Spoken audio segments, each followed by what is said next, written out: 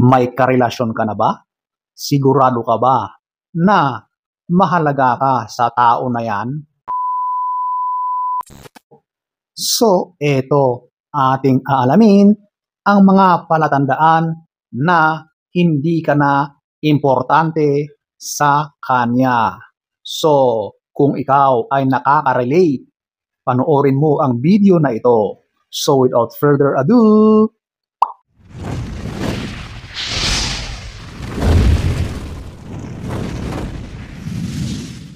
so, eto, ating aalamin ang mga palatandaan na hindi ka na importante, hindi ka na mahalaga sa kanya.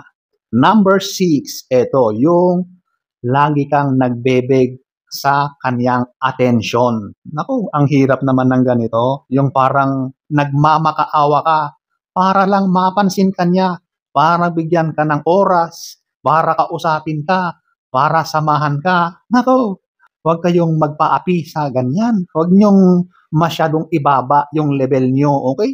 Kapag nakita nyo na ganyan ang pakikitungo sa iyo ng partner mo, umalis na kayo, okay? Ibig sabihin, wala nang pagmamahal yan. So, hindi ka na talaga mahalaga. Hindi ka na importante sa kanya. Di ba? Parang one-sided na lang, di ba? Ikaw na lang at ikaw lagi ang nagpapakita para lang sa kanyang atensyon, di ba? Ang hirap naman ng ganon. Huwag ka na dyan sa ganyang uri ng pakikitungo, okay? So, ayan po ang number 6. Number 5. Wala siyang pakialam sa nararamdaman mo.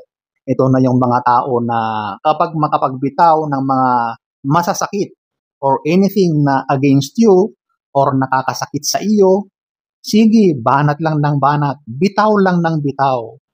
Hindi na nila naiisip yung nararamdaman mo. Masaktan ka man, ay wala lang sa kanila.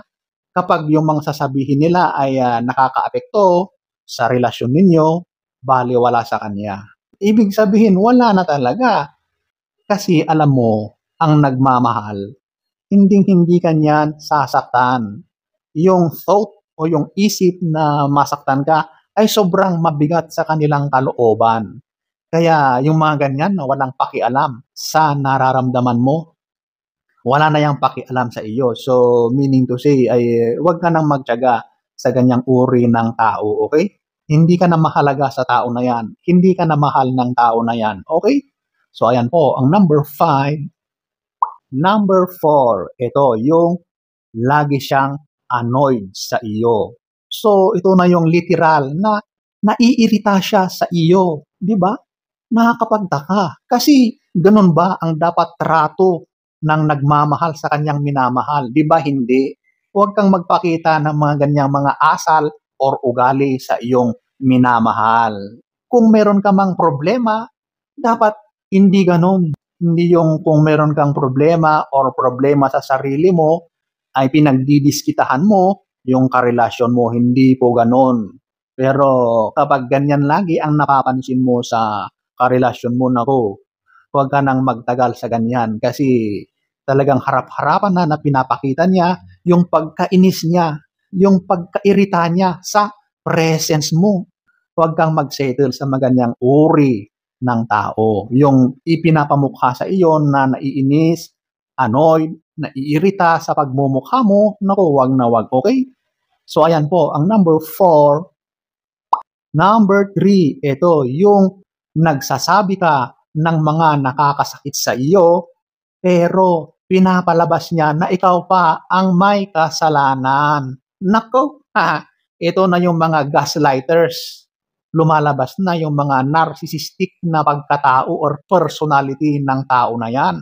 So alam mo, kapag ginaganito ka ng karelasyon mo, naku, isang napakalaking red flag yan sa personality ng karelasyon mo na yan. Okay? So sa halip na kukuha ka ng sympathy, sa halip na magbo-voice out ka ng mga nararamdaman mo sa kanya, para sana ay masettle kung ano man yung mga issues na meron sa inyong dalawa, ay ngayon, hindi naman kasi talagang iba ang ipinapakita niya sa iyo. Kumbaga, ayaw niyang makinig sa mga hinaing mo. Sa halip ay ibinabato yung mga issue na yan sa iyo at sasabihin na ikaw ang may kagagawan, ikaw ang may kasalanan, di ba? Ganun naman talaga ang mga taong toxic. So, kapag napapansin mo na ganyan ang ugali ng karelasyon mo, naku, huwag kang magtiyaga dyan at hindi ka na importante sa kanya,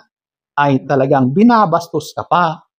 Harap-harap ang pagpapakita ng kawalan ng respeto. Ganun yun, walang respeto ang tao na yan kapag ginaganyan ka na. Okay? So, ayan po ang number 3. Number 2, wala siyang appreciation sa oras na naibibigay mo sa kanya. Oh, saklap naman yan. Di ba, paulit-ulit kong sinasabi na sa isang relasyon, napakahalaga ang oras nyo sa bawat isa. Kasi dyan kayo nagbaband. Yung physical band at yung emotional band ay mas tumitibay kapag mas madalas kayong magkasama at yan yung oras para sa inyong dalawa. Pero kapag ikaw naman ang parang lagi-laging nag-e-effort na magkaroon ng oras, tapos siya naman ay parang wala lang, di ba? Wala ka man lang makita sa kanya na parang natutuwa siya or nagugustuhan niya yung pagbibigay mo ng oras mo sa kanya, di ba? Dati, yung pagkikita nyo, talagang sobrang masaya kayo. Pero bakit ngayon ay tila ba nagbago na? Para na siyang indifferent, ika nga.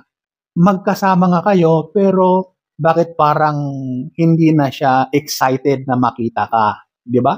So, kapag lagi-lagi na lang na ganyan, sign yan na hindi ka talaga mahalaga sa kanya. Hindi ka na importante. Okay? So, huwag ka nang magpakamartir sa ganyan. Kasi unfair yan. One-sided yan. Okay? So, ayan po ang number 2. Number 1, ito, yung ikaw na lang lagi ang nag-i-initiate ng inyong conversation. Alam nyo, sa isang relasyon, nagliligawan man yan or meron na kayong something, dapat ang communication ay two-way. Hindi maari na siya lang or ikaw lang ang lagi-laging nakikipag-usap at wala naman siyang pakialam, di ba? So, kung napapansin mo na parang ikaw na lang lagi ang nangunguna sa mga conversation, sa mga text, sa mga chats, sa mga pag-uusap, whether it be video call or any conversation, ikaw at ikaw lagi ang nangunguna. Parang wala ka nang matandaan na siya naman ang nauuna or nag-i-initiate, di ba? So, kapag lagi-lagi ng ganyan, nako, medyo mag-isip-isip ka na. Kasi, bakit nga ba ganun? Eh, di ba dati, nung talagang bago-bago pa kayo or nung ligawan stage pa kayo, ay talagang ang sipag-sipag niyang makipag-usap sa'yo.